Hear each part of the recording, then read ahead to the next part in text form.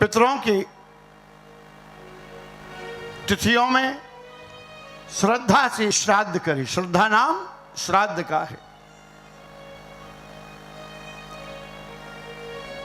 बहुत से लोग खाई नहीं करते।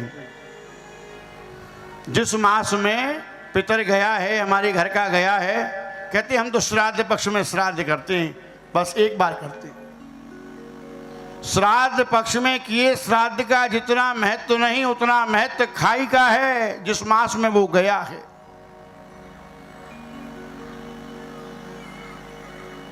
श्राद्ध पक्ष आश्विन मास में क्यों पड़ता है? भादों में क्यों नहीं पड़ता? कार्तिक में क्यों नहीं पड़ता? माघ में क्यों नहीं पड़ता? क्योंकि ये पृथ्वी गोल है, घूम रही है, चक्कर लगा रही है। जब घूमते घूमते आसौच के महीने में कृष्ण पक्ष की प्रतिपदा से, भाद्र पक्ष की पूर्णिमा से लेकर के आश्विन मास की अमावस्या तक वह पितृलोक के निकट होकर के गुजरती है। तो हम अपने पितरों को आदर से अन्न आदि, वस्त्र आदि का दान करते हैं। और जगह बहुत से बंधु बांधव, रिश्तेदार, कोई बनारस से आया है, कोई और कहीं से आया है, और जो नहीं भी आए परिवार के, उन्होंने कहा कि हमारी तरफ से जाके भागवत जी पर चढ़ा देना या मां साजी को दे देना।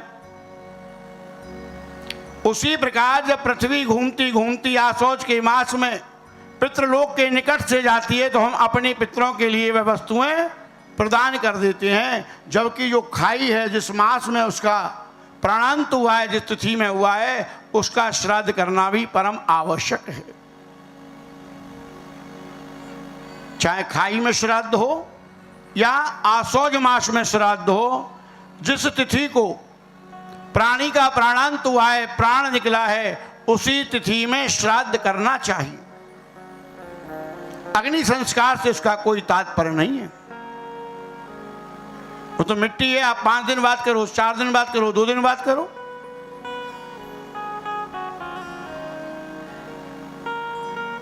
हाँ, अग्नि संस्कार के अंतर्गत कपाल क्रिया होने के बाद पातक लगता है।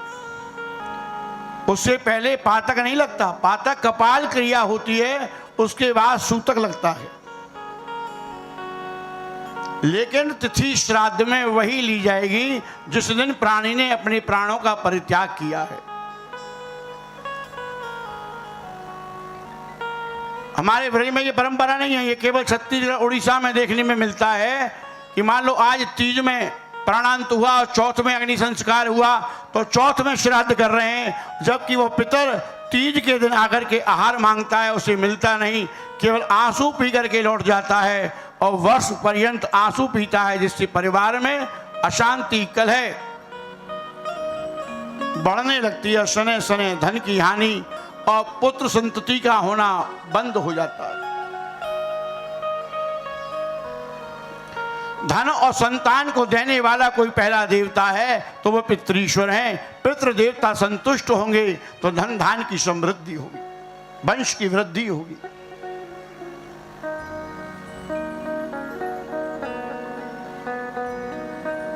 एकादश्यां तु संप्राप्ते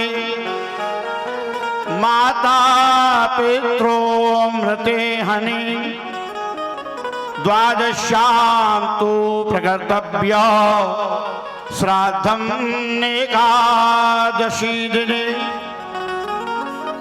जिनके माता पिता का परलोक गमन एकादशी के दिन हुआ है, उनका श्राद्ध द्वादशी के दिन करना चाहिए। पद्म पुराण में ऐसा वर्णन आया है। जिस तिथि में जिसका प्राणांत हुआ है, उसी तिथि में उसका श्राद्ध होगा। केवल एकादशी को प्राणांत होने वाले का श्राद्ध द्वादशी के दिन होगा।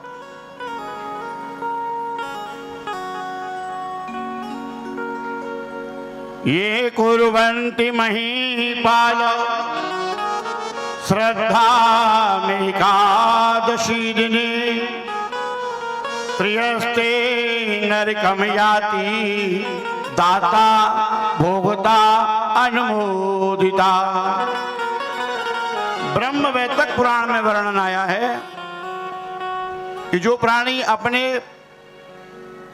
माता पिता के एकादशी के दिन परलोक जाने पर उनका श्राद्ध एकादशी के दिन करते हैं, जो ब्राह्मण एकादशी के दिन जान करके भोजन कर रहा है, जो इस बात की सलाह दे रहा है कि हाँ एकादशी को श्राद्ध किया जा सकता है, तो ऐसे ये तीनों प्राणी त्रियस्ते नरकम याति, ये तीनों प्राणी नरक हो जाते हैं। दाता भोजन कराने वाला, भोक्ता भोजन करने वाला, अनुमोदिता इस बात की सलाह देने वाला। पितरों ने अपने श्रीमुख से वर्णन किया है। विष्णु पुराण के अंतर्गत वर्णन आता है इन विशेष तिथियों का कि जिन तिथियों में केवल जल में तिल मिलाकर के पितृ का तर्पण कर दिया जाए तो 1000 वर्ष का श्राद्ध पूर्ण हो जाता है। श्रीमद् भागवत महापुराण के 7वें स्कंद के 14वें अध्याय के अंतर्गत पितरों के निमित्त कर्म करने की कथा का वर्णन किया गया है। वैशाख मासस्य छाया तृतीया नवयस्यो कार्तिक शुक्ल पक्षे नवस्यामासस्य च कृष्ण पक्षे त्रयोदशी पंचदशी च माघे। ऐसा वर्णन आया है कि अक्षय तृतीया के दिन वैशाख शुक्ला तीज, अक्षय नवमी इसे आमला नवमी कहते हैं, कार्तिक शुक्ला नवमी, भादो मास के कृष्ण पक्ष की त्रयोदशी, मौनी अमावस्या, चंद्र ग्रहण, सूर्य ग्रहण, 3 अष्टका दोनों अयन की संक्रांति, इनमें जो मनुष्य जल में तिल मिलाकर अपने पितरों के प्रति तर्पण करता है वह अपने पितरों का 1000 वर्ष का श्राद्ध पूर्ण कर लेता है। लेकिन जिस दिन घर में श्राद्ध हो, ब्राह्मण को भोजन कराने के उपरांत ही तर्पण करना चाहिए। बहुत प्राय देखा गया है कि ब्राह्मण आते हैं जीवने पहले तर्पण करा देते हैं और बाद में श्राद्ध का भोजन ग्रहण करते हैं। श्राद्ध वाले दिन गऊ को भी सब्जी आदि के छिलका हम जो काटते हैं छीलते हैं वह भी नहीं देते, गऊ को रोटी नहीं देते, धोबी को कपड़े नहीं देते, स्वयं घर में धोते नहीं हैं।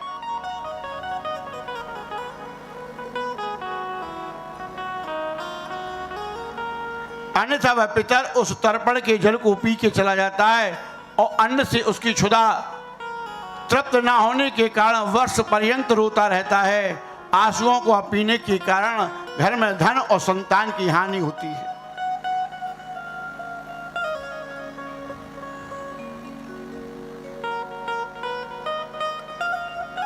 सुखदेव जी कह रहे कि हे राजन, इस प्रकार प्राणियों को चाहिए श्रद्धापूर्ण व्यवहार करते हुए श्राद्ध में ब्राह्मण को भोजन कराए, पर ब्राह्मण में भी कोई दोष ना हो, कोई अंग भंग ना हो, अंग अधिक ना हो, कोई कुबड़ ना निकला हो, जो कर्मिष्ठी हो, संध्या बंधन करने वाला हो, गायत्री जाप करने वाला हो, ऐसे ब्राह्मण को आमंत्रण देना चाहिए और घर आने पर उसके चरण धोकर आसन पर बिठा करके उन्हें भोजन करावे। भोजन पत्तल पर कराए, मिट्टी के पात्र में सब्जी आदि को परोसे, सामर्थ्य हो तो चांदी कांसे आदि के बर्तन में भोजन कराए, पर स्टील के बर्तन में भोजन न कराए, नहीं तो भोजन यक्ष को प्राप्त हो जाता है। श्राद्ध वाले दिन विशेष ध्यान रखे, भोजन में नमक कम हो या ज्यादा पहले से थाली में परोस दे, पत्तल पर परोस दे। ना तो ब्राह्मण से पूछे कि किसी वस्तु में नमक तो कम नहीं, और मान लो किसी वस्तु में नमक कम हुआ, स्वाद के कारण ब्राह्मण ने नमक मांग लिया, दोनों अवस्था में वह पितर जिसके निमित्त ये श्राद्ध है, श्राद्ध को त्याग कर चला जाता है और आंसू पीता हुआ 1 वर्ष व्यतीत करता है और घर में धन और संतान की हानि आरंभ हो जाता है।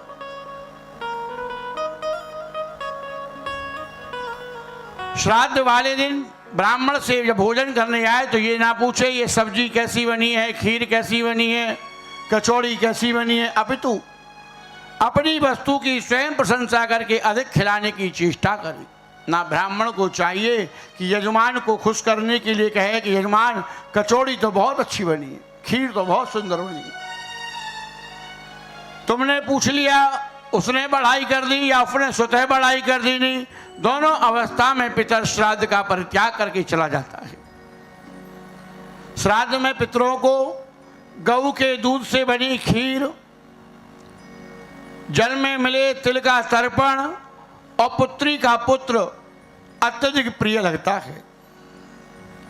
तो दूध वाले से श्राद्ध के दिन या 1 दिन पहले ये ना कहे कि कल भैया हमारे यहाँ श्राद्ध है, दूध अच्छा लाना, तेरा दूध तो बड़ा खराब आता है, पतला आता है।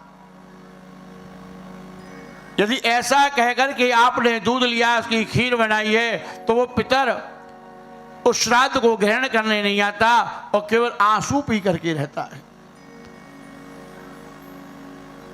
श्राद्ध के अंतर्गत गेहूं, जौ, चावल, तिल, मूंग, सरसों, कांगनी, मटर ये अन्न उत्तम कहे गए हैं। मकई, काले खड़े उड़द, मसूर ये वर्जित कहे गए हैं। चना का भी निषेध कहा गया है, पर पितरों ने ऐसा भी कहा है कि चना की दाल को पीसकर बेसन को घी में भूनकर पिसी शक्कर मिलाकर यदि मोदक बनाए जाएं तो पितरों के लिए अत्यधिक प्रिय लगती है।